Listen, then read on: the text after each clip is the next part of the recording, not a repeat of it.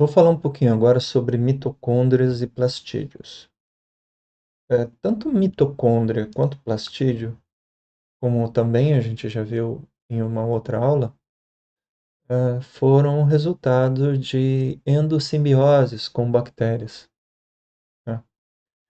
A mitocôndria tem uma função muito especial nas células eucarióticas, porque ela permite uma grande produção de ATP. ATP é a moeda energética universal das células.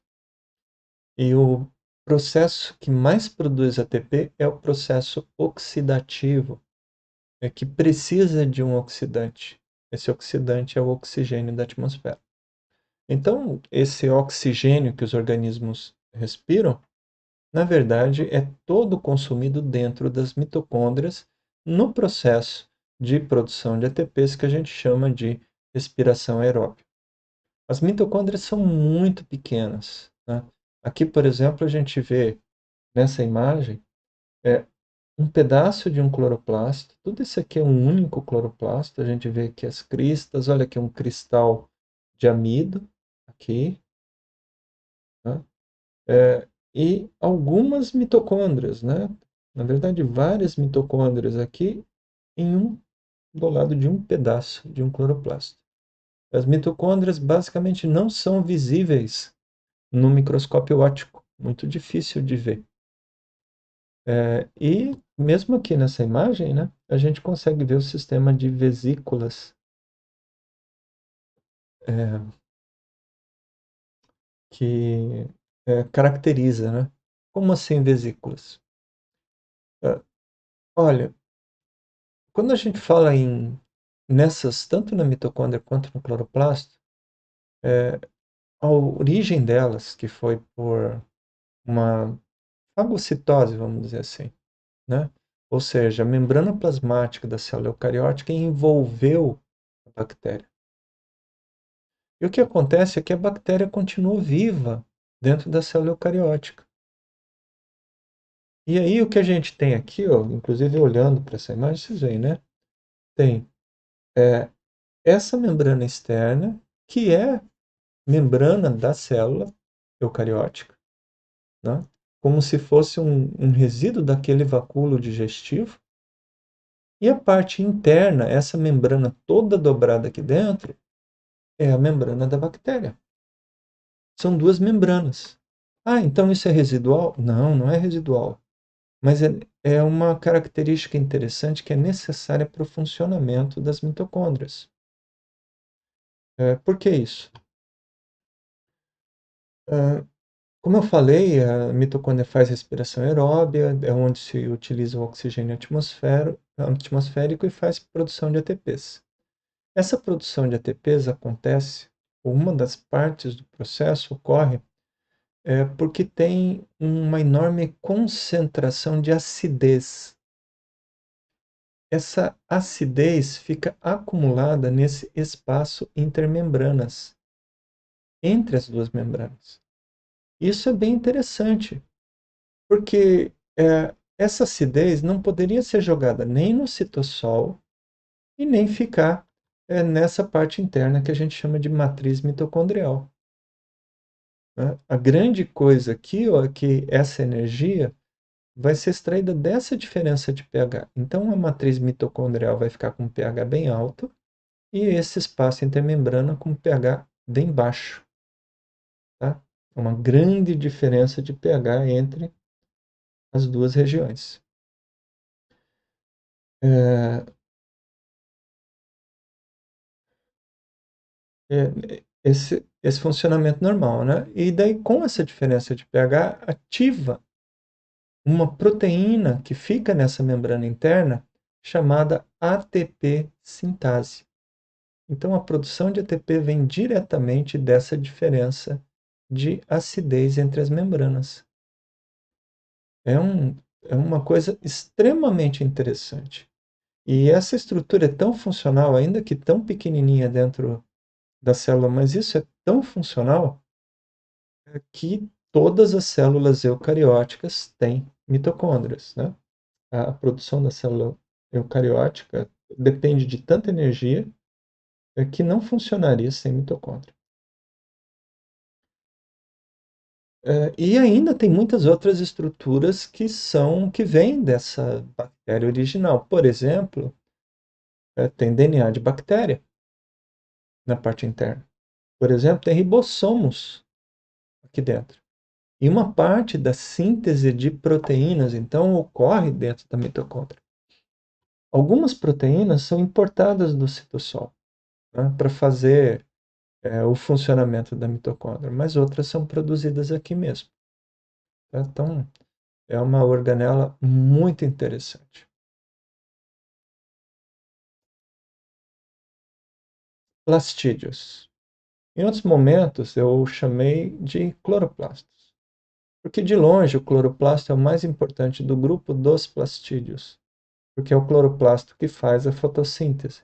E a fotossíntese é o processo que essencialmente mais importante da Terra e que permite então a produção de energia e matéria orgânica, né? Ou seja, toda a matéria orgânica do planeta é produzida pela fotossíntese, literalmente, né? Pouca coisa não é. E é, toda a energia é produzida também nesse processo. Como assim produzida?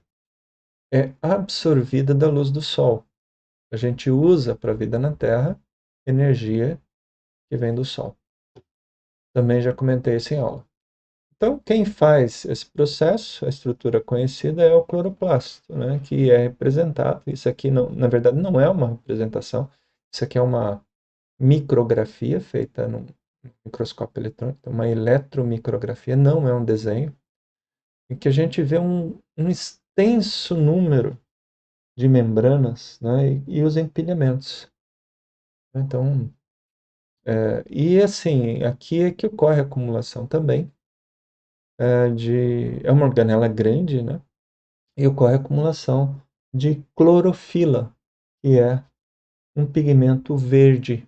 Então é uma organela que a gente vê ela no microscópio óptico, né? E aparece grande também em microscopia eletrônica. Em raízes também tem plastídeos, ou seja, as células de forma geral, as células de parênquima têm plastídeos. Mas em raiz, como não tem luz, então eles não amadurecem para ficar verdes. E nem é o sentido deles fazer fotossíntese, né? Muito poucas raízes fazem fotossíntese. E na raiz, então, ele assume a função, e não só na raiz, mas também caule e às vezes até alguns outros lugares, assume a função de armazenamento de amido, né? E é o que a gente vê aqui, ó. Então, o amido só ocorre dentro de plastídeos. Então, por exemplo, quando você pega a raiz de mandioca ou uma batata inglesa, batata doce, aquele amido que está lá é produzido dentro dos plastídeos. Mas como assim?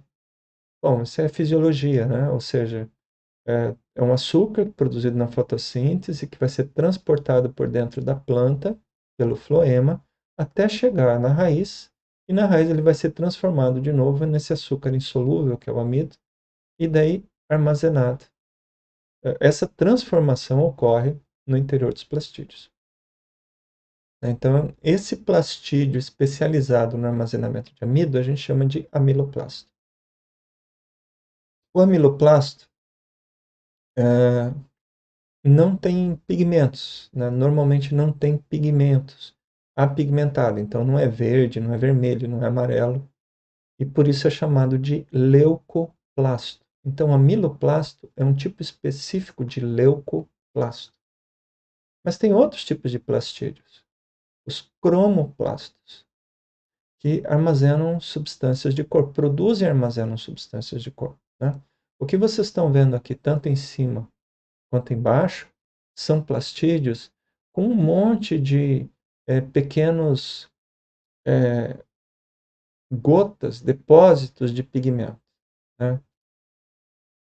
Diferentes depósitos de pigmento que aparecem na microscopia eletrônica como densos, né? Então, é isso que vocês estão vendo aqui.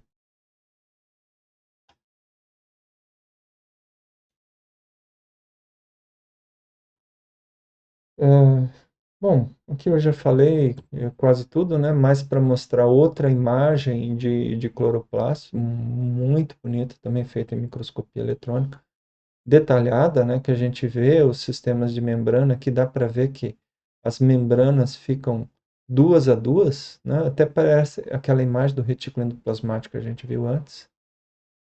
É, ah, tem algumas gotas aqui, eu não sei dizer exatamente o que são, pode ser grãos de amido, né? Eletrodenso, pode ser várias coisas, mas aqui não tem nenhum relato, então não sei dizer exatamente do que são.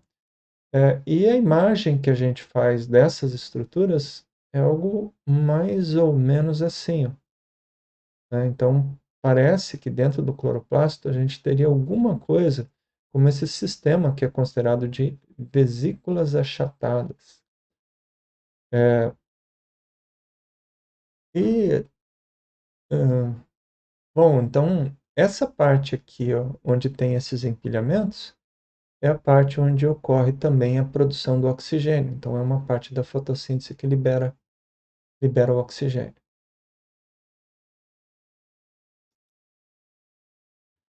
Por fim, ah, essa transformação de energia, né, essa captura de energia luminosa, ah, também cria lá naquele espaço entre membranas um acúmulo de acidez, H+, prótons. Tem um acúmulo de acidez. Então, do mesmo jeito que na mitocôndria, a gente encontra um pH alto nessa região que a gente chama de estroma, né, que é o líquido do cloroplasto, e dentro, nos espaços entre as membranas dos tilacoides, a gente encontra um bocado de acidez.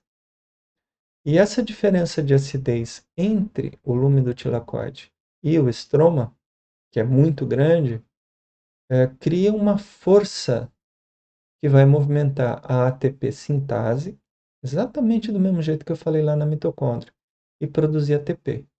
Então, o ATP é produzido tanto no cloroplasto quanto na mitocôndria. Só que a diferença entre mitocôndria e cloroplasto é que esse ATP produzido pelo cloroplasto fica por aqui mesmo. Ele não sai do cloroplasto. Ele vai ser utilizado aqui para formar matéria orgânica, para pegar o gás carbônico, ligar com água e formar matéria orgânica.